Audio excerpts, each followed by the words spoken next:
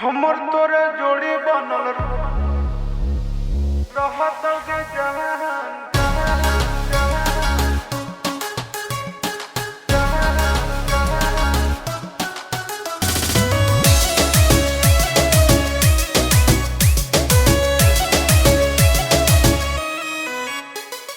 सावन का महीना है, मस्ती में जीना है, 4 चिलम गांजा रोज सुबह शाम पीना है।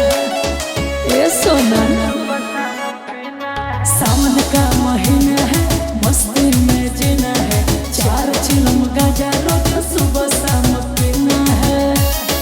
सुनो मैं तो भोला भोला तू सुबह शाम जी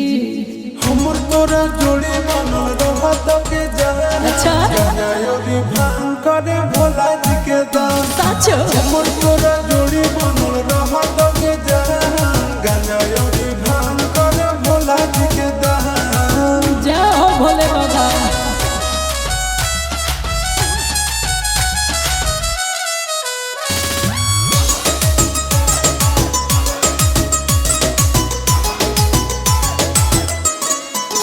बाबू सोना रे सुनो ना रे जाऊंगी देवो घर सूट के रुआ कलर की दो ना रे। ए बाबू सुन ना जनक वदिल सोला सुमारी गे मम्मी हो बाबा से हमर प्यारी गे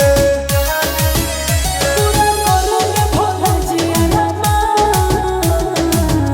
बालक धैर्य रखो। हमर तोरा जोड़ी बनल रहत के जहान गाना योगी भांग करे भोला जी के दान हमर तोरा जोड़ी बनल रहत के जहान गाना योगी भांग करे भोला जी के दान